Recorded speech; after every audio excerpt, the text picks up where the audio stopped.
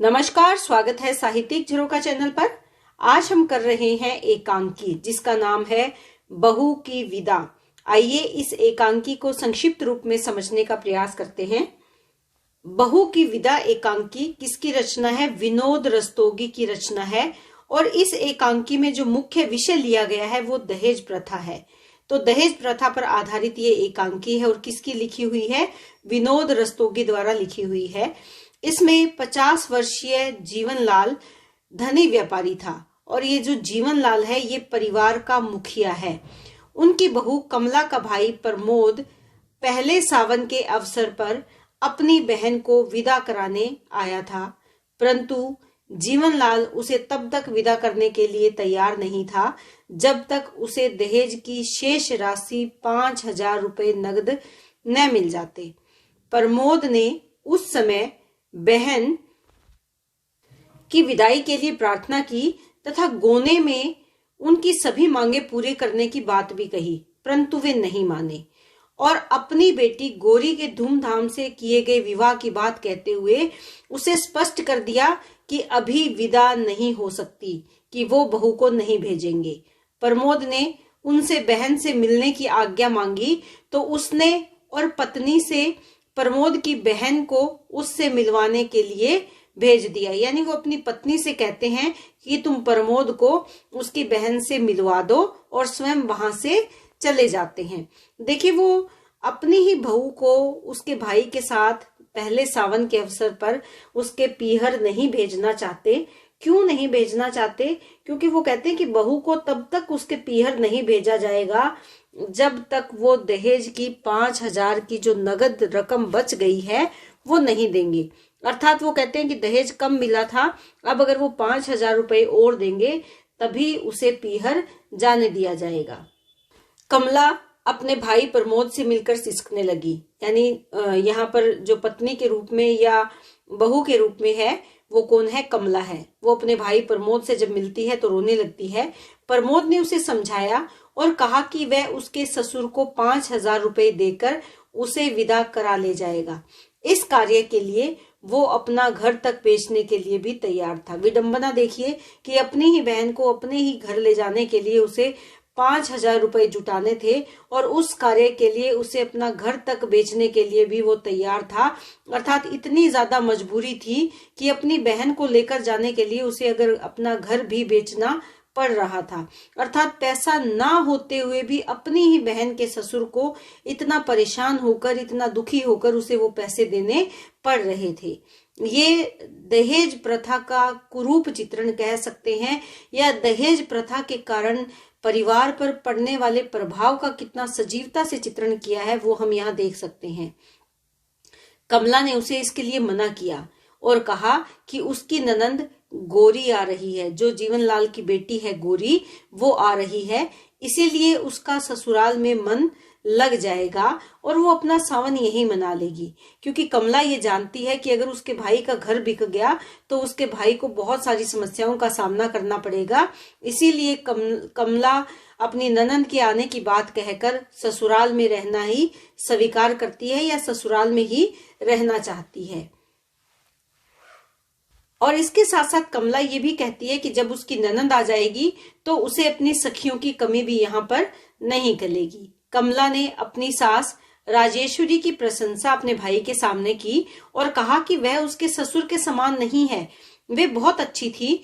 तभी राजेश्वरी वहां आई और अपने पास से प्रमोद को रुपए देकर कमला के ससुर को देने के लिए कहा। यानी जो राजेश्वरी है वो प्रमोद को रुपए देती है। प्रमोद कौन है? कमला का भाई है, उसे रुपए देती है और कमला के ससुर यानी जीवनलाल, जो कि राजेश्वरी का ही पति है, उसे देने के लिए कहती है ताकि वो कमला को विदा कर सके, जिससे वह अपनी बहन को यहाँ से विदा करके ले जा सके।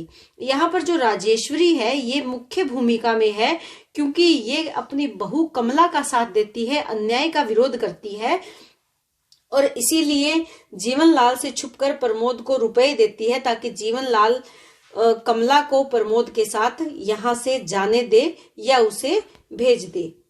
प्रमोद राजेश्वरी की बात से सहमत हो जाता है और वो इस बात के लिए तैयार भी हो जाता है। तभी वहां पर जीवनलाल आकर बताता है कि गोरी आ गई। गोरी कौन है? जीवनलाल की बेटी है, जिसकी अभी शादी हुई है और गोरी भी पहले सावन पर अपने मायके आ रही है। गोरी के आगमन पर उसके स्वागत की तैयारी करने के लिए वो राजेश्वरी से कहता है।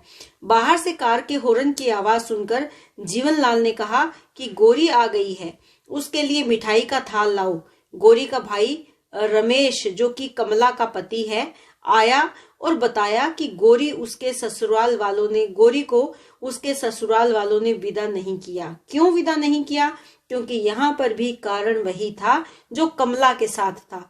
कमला के ससुर उसको विदा नहीं करना चाहते, क्योंकि वो कहते हैं कि तुमने दहेज में पैसे कम दिए। यहाँ पर गोरी के ससुर और गोरी के ससुराल वाले भी यही कहकर उसे विदा करने से मना कर देते हैं कि तुमने दहेज पूरा नहीं दिया।